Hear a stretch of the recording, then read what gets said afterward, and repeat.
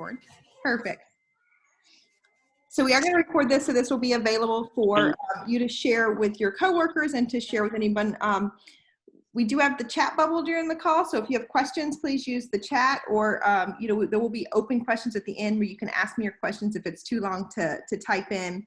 You can always just type in unmute me, or I want to talk, or raise your hand, and we'll get to you. We do want to ask everybody for the time being to mute yourselves. So if you can be muted, that way we won't have any feedback while we go through all of this. So before we begin, I'm going to turn it over to Barzella, the President and CEO of the Community Foundation, to talk about two things. Talk about our next assessment that we're going to be doing for nonprofits that we want to make you guys aware of. And then we're going to move into, she'll switch into talking about the Philanthropy Hub. So I'm going to pass it over to Barzella. Can you hear me okay? Thumbs up. All right, perfect. Thank you. These AirPods, switching between Zoom and Teams, and sometimes they work and sometimes they don't. So I just wanted to make sure that you can hear me. So thank you so much, everyone, for joining us today. We're really, really excited about our Philanthropy Hub. But before I jump into the Philanthropy Hub, as Leslie mentioned, we were going to hold off, but given some changes and recently, we are going to be sending out another nonprofit special assessment later this afternoon. I'm sure most of you are aware of the special meeting next week of the Board of the County Commissioners. And so we want to make sure that we have your most current needs on record so that the nonprofit sector's voice can be heard with the County Commission and the additional CARES Act funding that is coming. So please be sure we're going to get that out by the close of business today. We're going to try to keep it short and sweet, but if you could get that completed and send that back to us by Monday at noon, we would greatly appreciate it. Again, we will be sharing your information with our local elected officials. So be on the lookout for that. Now for the exciting thing, our Philanthropy Hub. We are so excited to finally have the hub and be launching that this year. I'm sure many of you have heard about it. We've talked about it off and on. We were super excited at the end of 19 to announce it, and then COVID hit and the Philanthropy Hub really took the back burner. But we're dusting it off. We're getting it going. This is something that we've been wanting to implement in North Central Florida for years. But finally, thanks to the generosity of some local donors, we were able to secure the funding, and now we're building our hub now, and we are inviting you all to be a part of this. Basically, the hub is a powerful, searchable database of our local charitable organizations that serve our community. This platform is going to allow you to tell your organization's story at all levels. The goal of the hub is to share information about nonprofits that serve our community, to help our community learn how each nonprofit makes a difference. And most importantly, we are trying to help donors discover how to engage in the causes that they care about most. So I like to say you can think of the Philanthropy Hub as the community's guide star. Each organization's profile is going to include information about your mission. You'll be able to share your programmatic needs. You can share the impact that your work has in the community. We'll also be asking you to share information about your leadership structure. And also, we'll also be sharing your financial health. And that piece, Leslie will be going into in more depth here shortly. But again, like I said, this is really going to become our community's version of Guide Star, will be the Philanthropy Hub. So in the coming months, the Community Foundation, we will be reviewing each organization's profile in the hub for completeness of information. However, we are depending on you, our nonprofit partners, for the accuracy of the information provided. So with that, I'm going to turn it over to Leslie now to do the deep dive, and I'll be here to answer any questions. Perfect. Thank you, Barzella. Well, we actually have many of you, this is a refresher, and so just maybe by sound of hands, or you can unmute and yell, how many of you have already started your profile on Philanthropy Hub? Who's that? Okay, yes. Okay, good, quite a number of you. Perfect, so I think right now we have close to 70 organizations who have at least typed their name in and started. And so I think we have maybe about a third of you that have really gone through and filled out your profile. So I don't want to spend too much time on the beginning, but I wanted to go through the profile and talk about maybe why we're asking some of these questions and go through. And then if you have questions, please feel free to use the chat. We have David here with the Community Foundation. David, give everybody a wave. He'll interrupt me if there's questions that come in the chat while we're sharing. And then at the end, we can save it to ask questions. But I also want to make sure you're able to ask your questions as we're going through each section. So I'm going to share my screen now and let you see something that hopefully looks familiar. Does this look familiar? Hoping that this page looks familiar. This is our Philanthropy Hub. We have a beautiful picture of Plains Prairie to represent our community. And so this is what the page looks like. So right now the Philanthropy Hub page is geared towards having nonprofits register. And you'll notice too that when you type it in the top up here, it actually is a preview site. And so right now the Giving Day site is in preview mode simply because we don't have it out there for the community yet. We wanted to make sure that nonprofits had time to get your data where you want it to be, that the Community Foundation has time to review it before it goes out of preview mode. But of course, anything you type in during preview mode will save. We just wanted to let you know that's why it says preview right now when you type in the address, because if you type in, thephilanthropyhub.org, nothing's going to show up. So that's why it's in preview mode. The site won't look much different, except for instead of saying donate right here, it will say like find a nonprofit. And actually that donate should say apply. And so just to explain, the Philanthropy Hub is part of GiveGab, which is the same company the Community Foundation uses for the Amazing Give. So many of you are very familiar with the product. The page even looks a little similar to the Giving Day page, has many of the same features. So this product with GiveGab, we were only the third company, the third community foundation to purchase this for our community. And so with that in mind, there are some glitches. We are working through them. We are part of the first one. So you will notice as we go through things like, instead of saying donate, it should say apply. We're working through those. And so it is a work in progress. And that's why we really are relying on you to help us maybe find some of those. So if you do run into any glitches, you can let us know. So on this homepage, some things that might be important for you to know is same thing as for those of you that are familiar with the Amazing Give. There is a drop-down menu box right here. So in the drop-down box, for nonprofits, here's all the details. If you click on this, that helps you kind of understand what the Philanthropy Hub is for, like Barzella said. There's a toolkit here, some frequently asked questions, and then a guide. And so this guide, the guide's coming soon, but it's basically gonna be information I'm going through today, but helping you create your profile. The second thing is trainings. And so you'll see here the information session for today, and then we're also holding another webinar on September 2nd. Now the great thing about the September 2nd webinar is GiveGab will be hosting and doing that webinar for us, so that you will get the actual experts to answer your questions on the logistics as well. So be sure to register for that, and then that one will be available for, we'll have GiveGab join us so you don't have to hear me ramble on. So then of course, once you create your profile, the number one question I always get is you register, you get your profile, you're ready to go, and then you go off of it and come back another day and you can't figure out where to log in. And so that right here, you just click login. I know that sounds like a silly question, but I would say that ranks up there with the top questions that we get is, where do I log in after I do it once? So we did make it really convenient to have that right here on this menu drop-down page.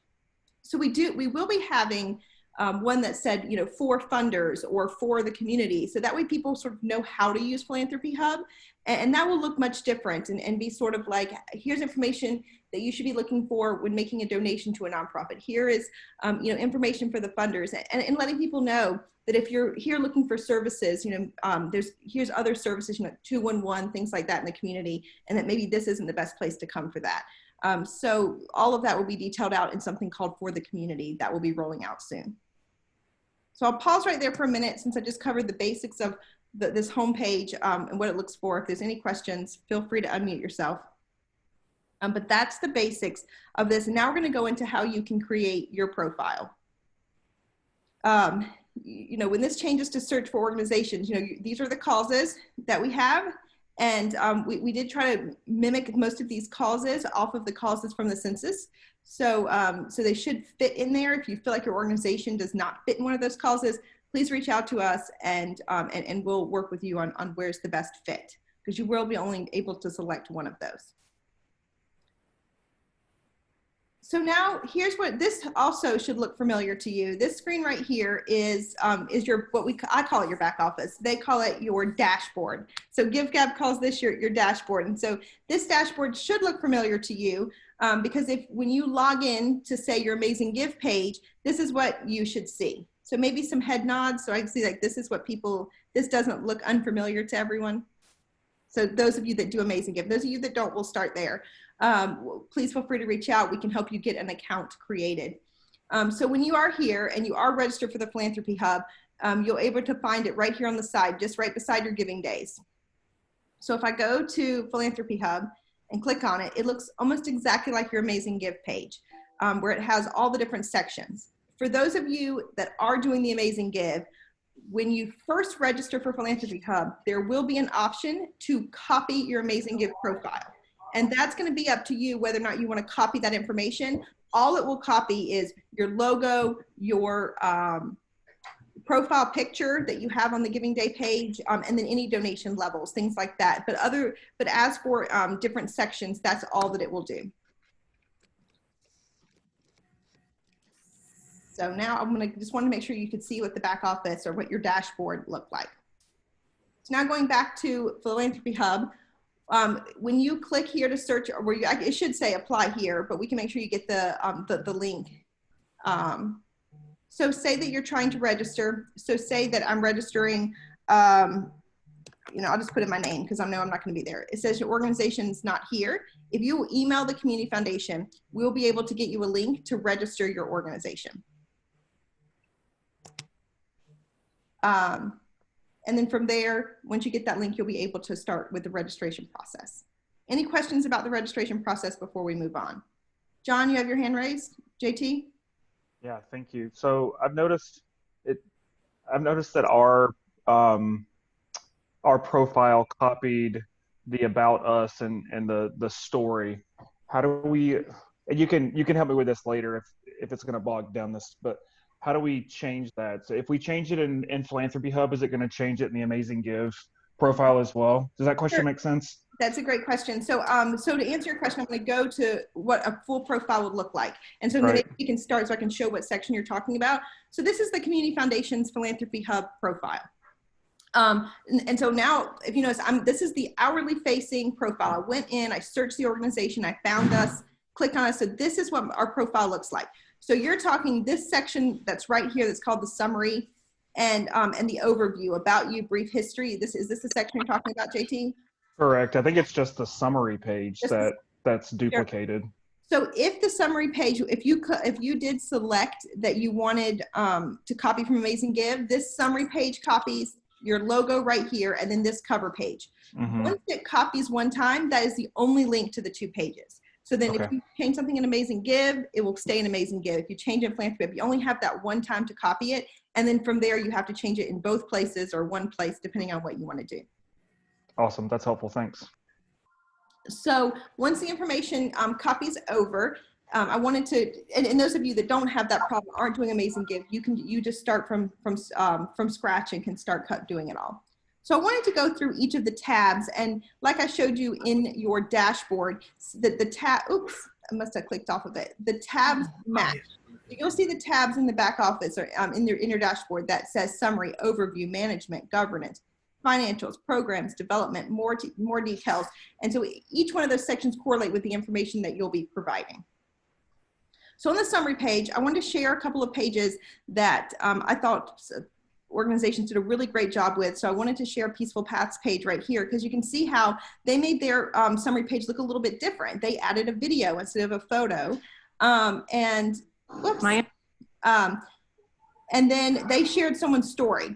So here you can see, they shared words, they shared a story. You can share your mission, you can share photos. I mean, this page is customizable to really what you want to share for the summary. And you can see the Community Foundation, we just have one little cover photo here, and that's it. So moving on to overview, you're able to provide your mission statement, a brief history of your organization, your strategic goals, and then you can also do, if you have specific areas that you serve, and then you can also put any immediate needs that you may have. And you can change these on a daily basis if you want to, depending on what you want to do. So you can change these as often as you want for those needs. So that's the overview page. So moving on to the management page, we're going to ask questions about your internal practices and policies within your organization.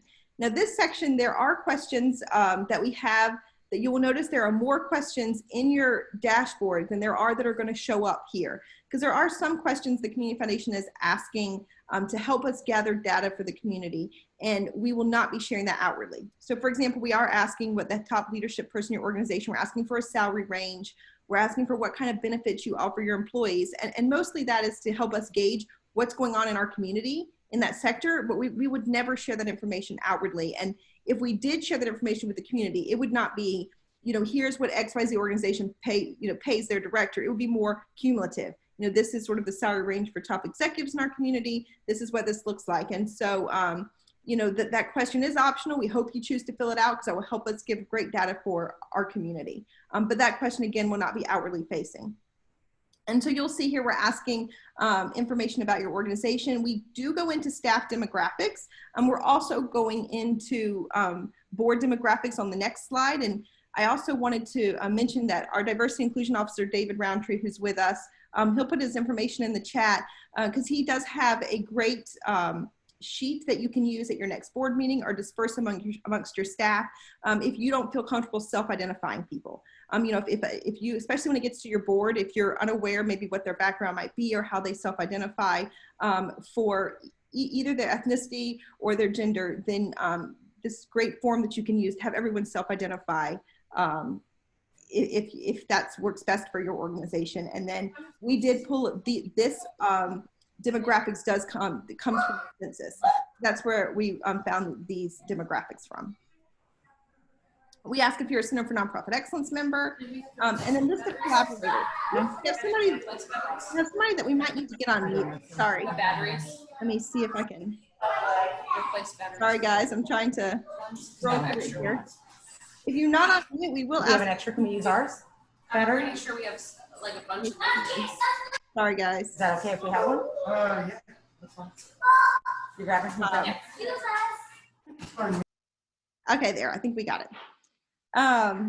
So going down the list of collaborators, the Community Foundation is still working on our profile too, but the list of collaborators is just open-ended. So you can make this, literally a list of people that you work with, or you can do a list of people you work with. Say that you're an after-school organization and you work with another organization on transportation. You might put, we work with XYZ organizations on transportation. You can make that section as detailed or as, we really want to leave that up to you to tell us what your collaboration looks like in the community. I know that I have seen several profiles where this is one of the longest sections, and if that's what you choose, please feel free to share with us how you're collaborating.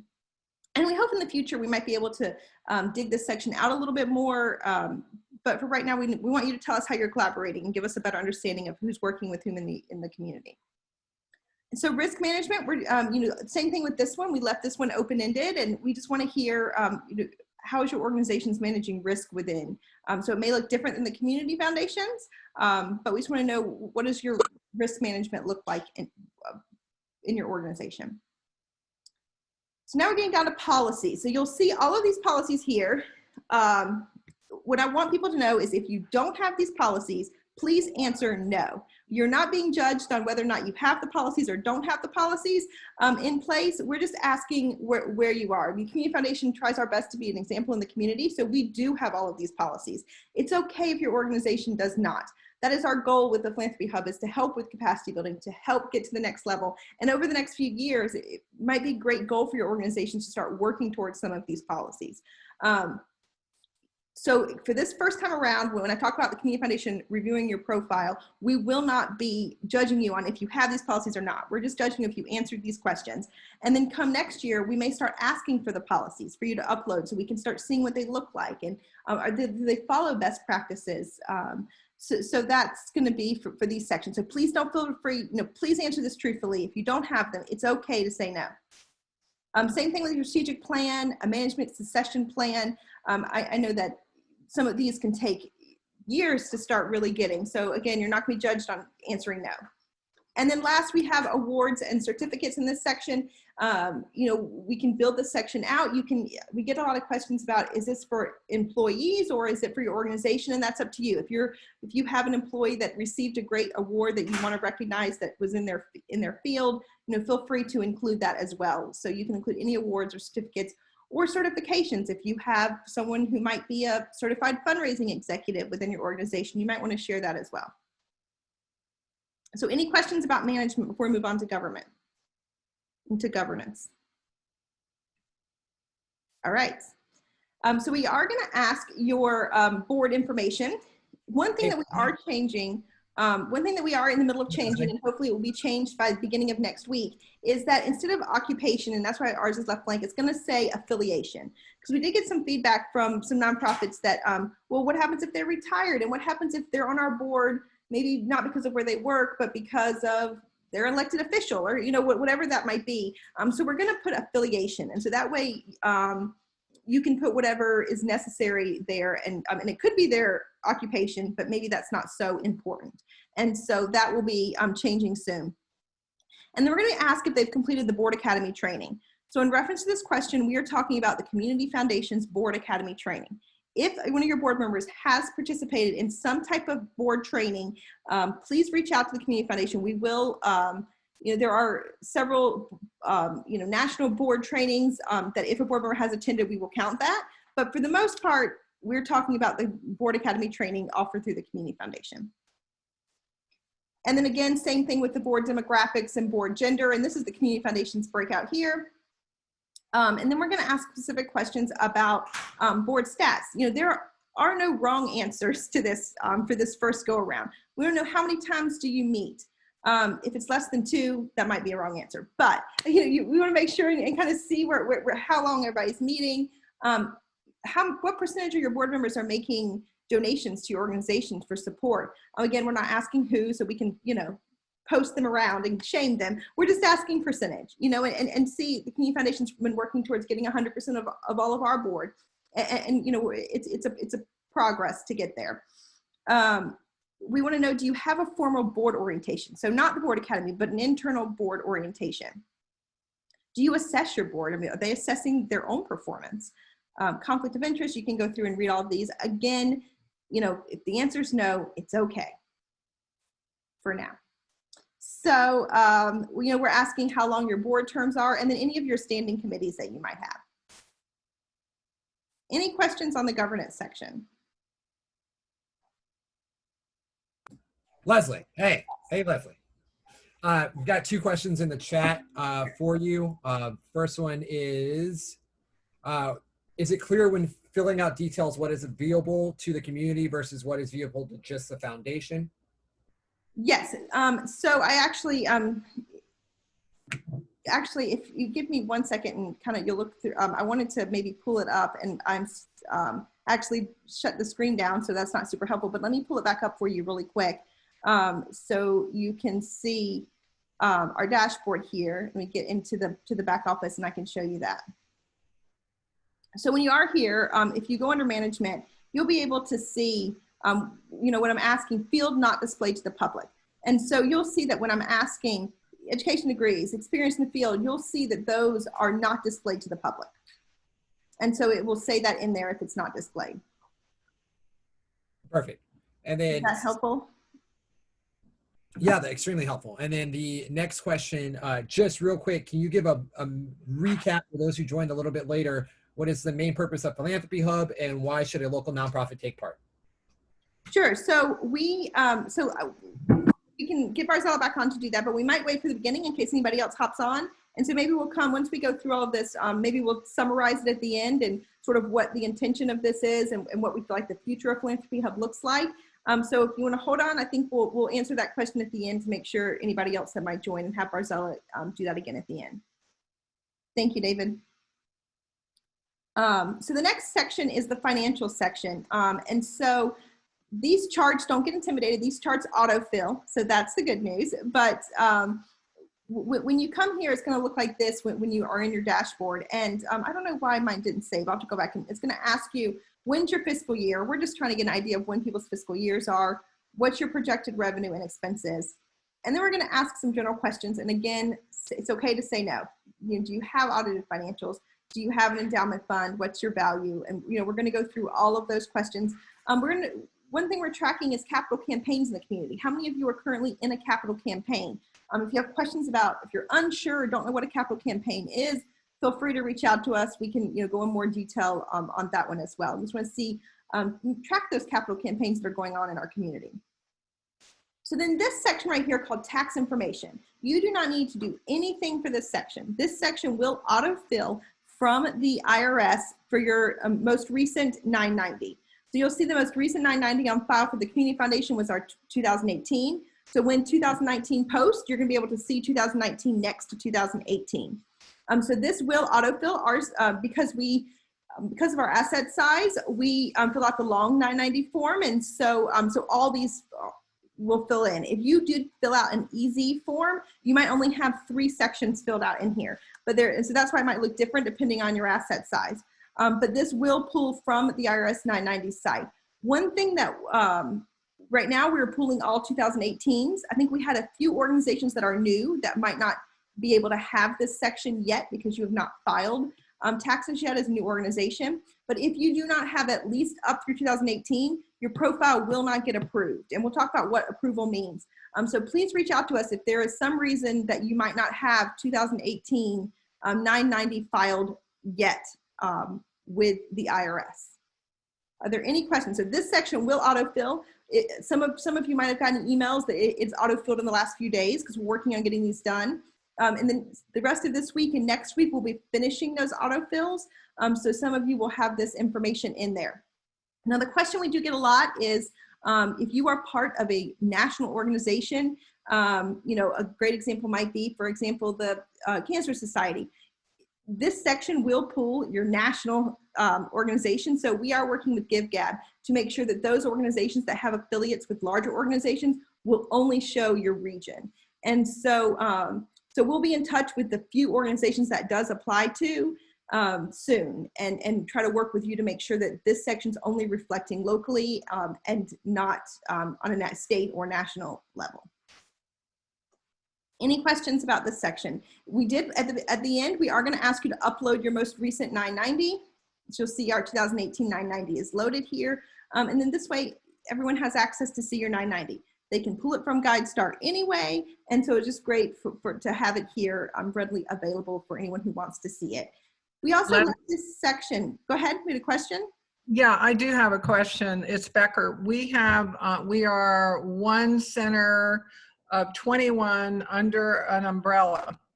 Yes, One so you would be the one that we would want to do something separate with. Okay, thank you. And so yes, we'll definitely reach out separately because we want to make sure that just Alachua County is reflected in that section. Thank you. And if there's anyone else that might be like that, feel free to shoot me an email and we'll make sure that when we start doing your uploads that we are conscious and aware of that. And it may take a little bit longer to get yours up.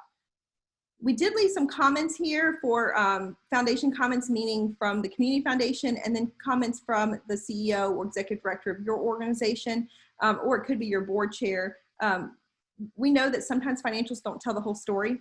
And so we wanted to make sure there was room in this section for written comments so that you can explain, you know, maybe something happened that year, you know, maybe you had a fire and your building burned and next year your financials might look different. And so, you know, if you, that's an extreme case, but if there's something, you know, we want you to be able to tell your story in words that sometimes maybe can't be done with just numbers.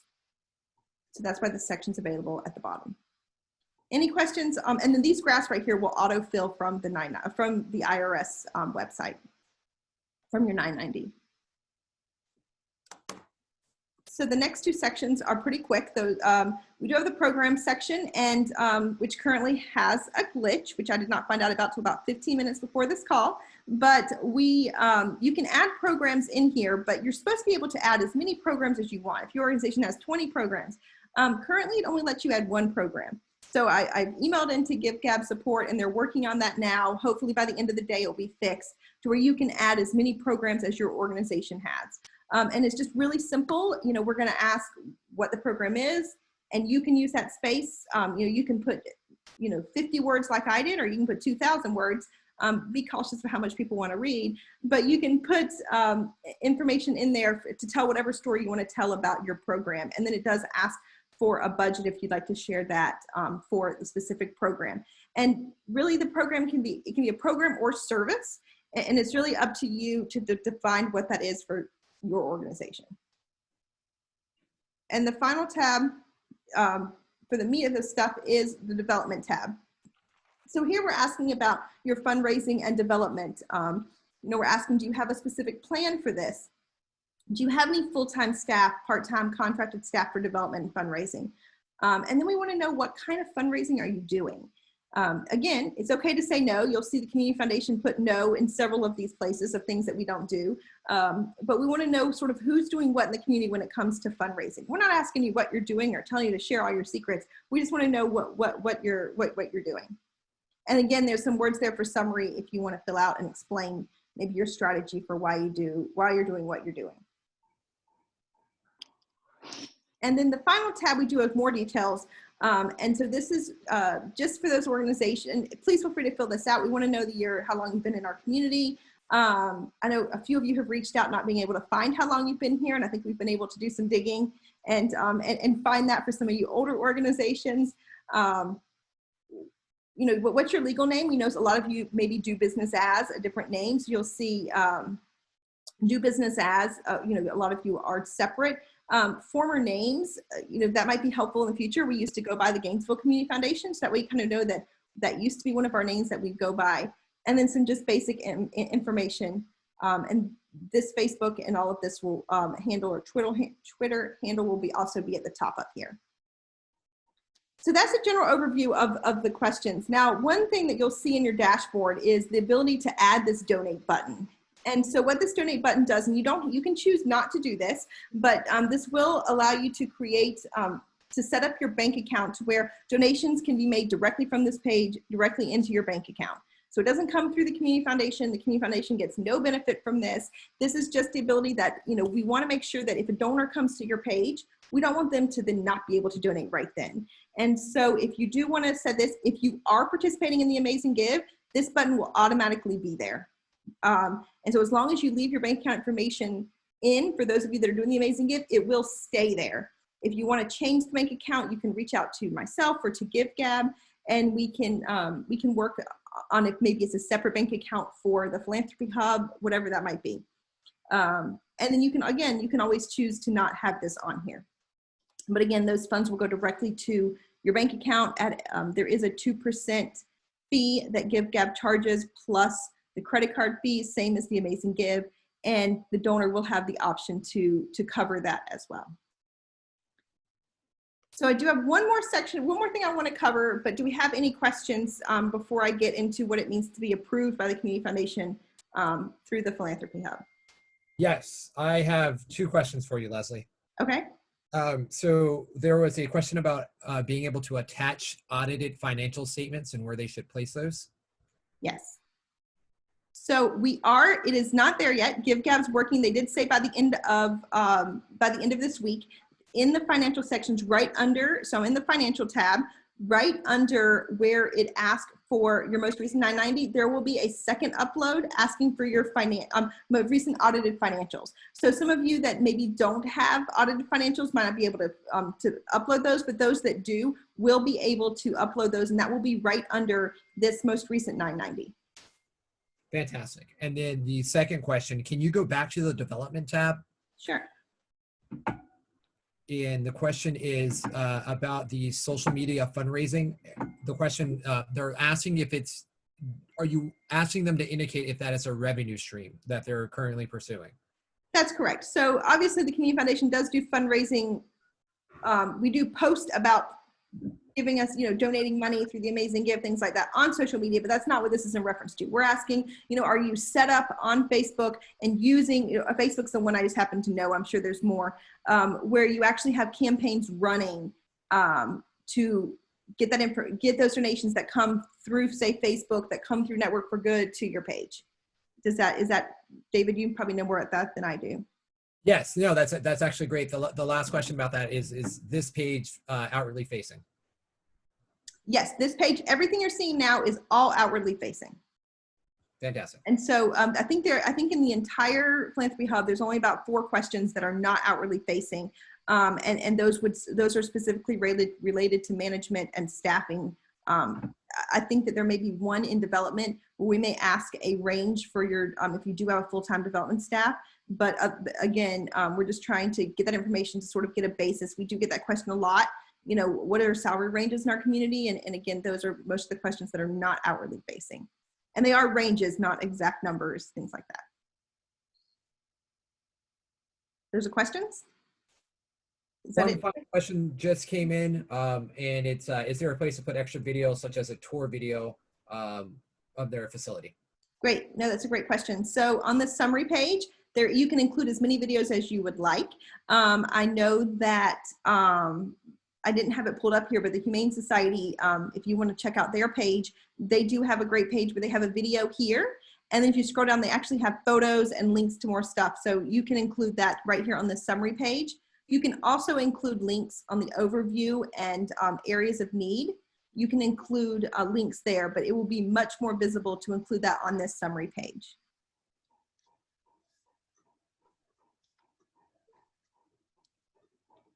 So if there's any more questions, feel free to unmute, but I wanted to touch on one last thing is right here in this gray section right under the donate, soon there will be a button to where it will say approved, your Philanthropy Hub profile has been approved. And so what that means is, you know, we're just letting donors know that the Community Foundation has vetted your organization and your organization's been approved by the Community Foundation. So I think that that's sort of the really vague definition. So as we grow through the Philanthropy Hub through the years, that will become, you know, every year there'll be stricter, I guess it's not the right word, but there will be more things you have to do in order to become approved. And the idea is that as a community, we're growing together. We're working on our capacity of our organizations in our community and really, you know, how do we all really the best that we can be within our nonprofit sector in the community. And so for you to be approved, your profile will still show up if it's not approved. So that way you can start working towards some of those things that you may need to be approved. But then those that are will have that sort of seal of approval right here. To be able to receive that seal of approval right now, we're asking that you have everything completed, even if the answers are no. So for this year, and we're meeting this year for the rest of this year, we'll start again in January reviewing some of the profiles, but we want to make sure that you have everything completed. And really the second big thing is that in your financials, you are up to date on your 990s with the IRS. And so those are sort of the 2 minimum things for this year that we want to have you to be able to be approved.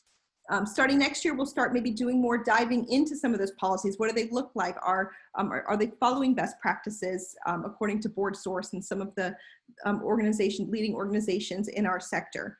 So I hope that answers that question. Barzella, do you want to touch maybe a little bit more on that and what it means to have your profile approved? Yeah, great. I'll come back. We can touch on that. I know there was a question earlier of why participate in the Philanthropy Hub? Why would a nonprofit do this? And I'll reiterate what I said at the start, but one thing I wanted to share with everyone, this product was actually originally developed by GuideStar probably about a decade ago for the Community Foundation field. So GiveGab's new to it, and as many of you may know already, GuideStar now candid. You know, you can only search, I think, 5 organizations a month. And after that, you have to pay an astronomical amount of an annual subscription fee in order to be able to vet and look up organizations. So what the Philanthropy Hub is going to do, threefold. It's going to allow the community to learn firsthand the work that the nonprofit sector is doing. Really importantly, it's going to help build trust and confidence by donors because of the transparency that it's providing to donors. They can actually go through and read your work directly and see your staff and see your needs. So that transparency piece. And as Leslie has mentioned, for many organizations, going through this exercise will help build your capacity as well. Do you have these policies? Do you not? And it'll give you an idea of maybe some things that your board needs to focus on. other thing I wanted to share, I, a few years ago, was able to sit in on a presentation because Sarasota has this, Orlando has this, Tallahassee has this. So I would encourage you to visit their websites as well. And you can actually go through and look up organizations and take a look at what some of them have done with their profiles. But I watched a powerful presentation once where Orlando and Sarasota, they were able to get up and compare their communities on a philanthropic basis. So they were able to say, oh, well, X amount of dollars comes in for arts and culture here, while, you know, Orlando, their donors care about something differently. So it was really interesting to see that, but it just gives us so much data to help strengthen our sector. So if, let's say, Christy from Girls Place, say you decide you want to do a capital campaign, you would be able to contact us and we will be able to run a report to go, this is the number of capital campaigns going on right now in our community, and this is the total goal. So it's things like that, you know, you will have access, that we will be able to share that data with you. And then ultimately, the verification and that approval process that Leslie was mentioning, you know, we are talking to other funders and working with others that we hope will come on board as well, and they will be looking at organizations to be verified. I know many of you are going through the evaluation process right now with the Children's Trust, and the Children's Trust is really, really behind the hub right now. So we are hoping that going through and getting verified, that maybe the county, the trust will be looking at this as well and help alleviate some of the grant application process. So we are in talks with other funders right now, that if your organization has been vetted and verified, that it's that stamp of approval, let's move on. So I hope that answers some of the questions on why it's important and why your organization would be a part of this. Thank you. So over the next few weeks, we are going to start approving some of those profiles that are complete. So you're going to start seeing that soon. Right now, most of you, when you're in your dashboard, you'll see up at the top, it tells you where you're, let me get in the Philanthropy Hub. It will show you what your current process is. So right now we're in re-verification pending. And so, you know, we can, and what this means is once we approve everyone, we're going to approve your profile through the beginning of next year. And then once you are no longer in verification mode, you'll come back to re-verification. So once you update your information, you can press submit, and then that will come to the Community Foundation. So one thing to note is that if most of you right now probably say pending verification or pre-pending verification. So that's probably where most of you are at right now. And hopefully soon you'll be able to see the words approved. And we'll be able to go through that. One thing is, once you are approved and you change any of your financial information or any of your board or staff information, the Community Foundation will get an alert. So we probably will be reaching out asking what changed, what's going on, just to make sure, we want to make sure that our verification process, you know, stays accurate. And so what we don't want, not that we think anybody would do this, but just in case, you know, we don't want someone to go in, get approved, and then go back in and change their information that might reflect the organization in a different light than what it was when they were verified to be approved. So please note, you know, we will get, the Community Foundation will get notification. So we'll be able to email you and, you know, and maybe you had a staffing change and you changed staffing information. And there probably really isn't too much of a reason to change some of the financial information, because like I said, that is pulled in from GuideStar. But as for the information that's here in summary and overview, we do not get alerts when information is changed, so you can change that information as often as you would like if you have another need or you want to change. I noticed that quite a number of organizations that had shared their profile over from Amazing Give had not changed their cover profile. So many of your cover profiles have the word Amazing Give in it or something to that effect. So we'll be reaching out soon asking you to update that. And again, like JT pointed out, if you do change it once it's in Philanthropy Hub, it will not change it on your Amazing Give page. So we want to make sure that you're aware of that. So I know that was a ton of information. Thank you all. We're hoping to dive deeper into it in September, but I know many of you were emailing questions once you sort of got in it. So we wanted to make sure those questions were answered, that you could go through to the best of your ability and start filling out these sections. You know, the Community Foundation's here to help you. There's also this blue chat bubble on every single page that goes directly to a customer service rep at GiveGab. They can help you as well. I talked to GiveGab, feels like almost daily, about what's going on with Philanthropy Hub, so they're able to answer any of your questions as well. Hey, Leslie. Yes. We have 2 questions for you. One question that's been answered on the back end, but will the Children's Trust be viewing our page sooner than it is live to the public? And the answer I got back is that the Trust will be viewing the page as they come in. So our goal is to go live with to the public this fall, shortly after the Amazing Give.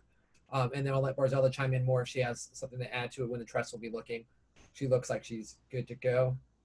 Okay. So one thing to say though is once you create your profile, it is outwardly facing, but only on this preview site. So the Children's Trust does have this preview site that they can see, and they know it's in beginning stages and that organizations are filling it out as we go. And so I know those Children's Trust organizations, there's about 40 of you, are sort of going to be the leaders in this and really can sort of have the first ones to have your information up.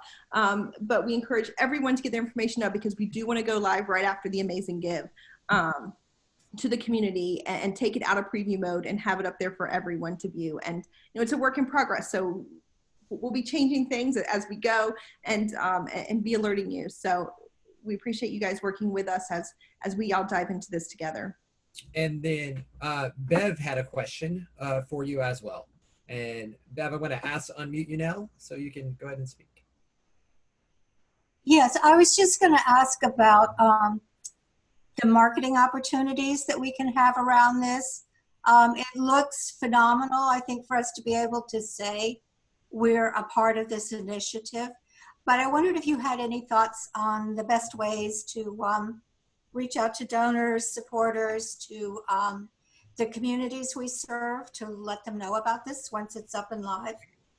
That's great. So that's something that we have been talking with GiveGab about, and they, with this being a new product for them, they actually have this product. The other 2 communities they work with is Orange County, California, and Sarasota, Florida. So so everyone has that is a very valid question. We've been hearing that question a lot. And so right here in the menu section, we are working on a marketing toolkit. So you'll see here, hopefully soon, before we roll out in September, we'll be able to share that toolkit with you that will have tips on explaining the Philanthropy Hub, because we know sometimes, especially the first year or so, it may be a little bit difficult to explain. So, how do you explain it? How do you market it? And then even having some graphics for you to add your logo to, with a Philanthropy Hub logo, so that you can help do that. So that is coming soon. Appreciate that feedback because we've definitely been hearing that. Okay, thank you. Yes. Hear me? Sorry, David. Hey, no worries. So I have one other question that came in. When it's time to re-verify, will our profile remain live or is it taken down until we update the new information? That's great. So, so whenever we approve your profile, we're going to approve it for a set amount of time. So potentially down the road, that will be for 1 year. For now, I think we're going to be approving them for just before the beginning of the year in January to kind of get us up and going. And once that deadline expires, and you'll be able to see when that deadline is, your profile will automatically, so say that it's your profile right here under this donate button, it has the verification from the Community Foundation right here and says approved. That will go away, but your profile will stay live until you're able to change what you need to change, press submit, and then you'll go right back to being verified. So that potentially, if all you need to do is update your most recent 990 and maybe change a program or 2 here and there, and some of your board demographics, that may take 15-20 minutes on the day that it needs re-verification. You'll be able to see that date coming. And GiveGab will give you a countdown. You have 90 days until your profile expires. And then you'll be able to start adding that information in so that way there potentially could be no lapse. Once you hit re-verification, we could then reapprove you right away. But your profile will stay up. It just won't have that approval stamp on it. Does that answer that question? Another question that came in. How long does it take to complete a profile, first to the end? That is a great question. So that was one of the questions we asked from the beginning. And now that we've had 2 communities really dive into it, the feedback that we're hearing from those communities is that it really takes about 2 hours. And so what we're saying is 2 hours for an organization that really is going to be able to answer these questions and get it all up and know where to find all your information. Some of those organizations that maybe don't have all this information in one place, it may take a little bit longer to organize and get it all in one place. But for those organizations that are writing grants, that are doing some of this information regularly, we're looking at about 2 hours in one's time slot. And then Leslie, how long would you say it's going to take to update every subsequent update that they need to do?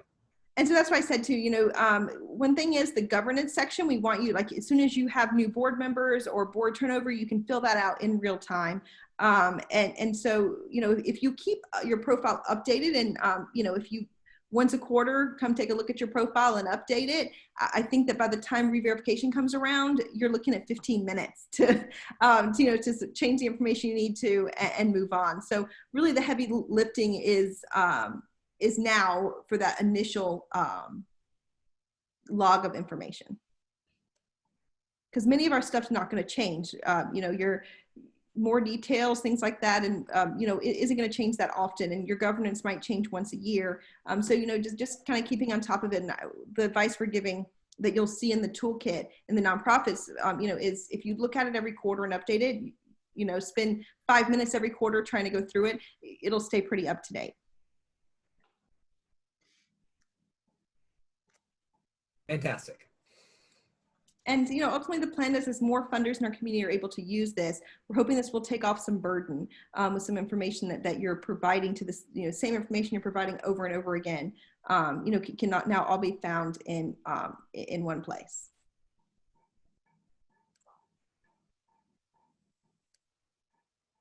All right. Well, if we don't have any more questions, I appreciate all of you joining us today. Please be on the lookout for the Community Foundation's assessment Barzella mentioned that will be coming out by the end of the day. And I'm going to stop sharing so I can see your faces. And we will save this recording and put it up on our website so you'll be able to find it, share it with your colleagues who maybe want more information. And we hope that you'll join us on September 2nd with GiveGab to go through some more of the logistical behind the scenes stuff with Philanthropy Hub. So feel free to reach out to us, and we look forward to working with you on the Philanthropy Hub. So thanks, everyone. Thank you.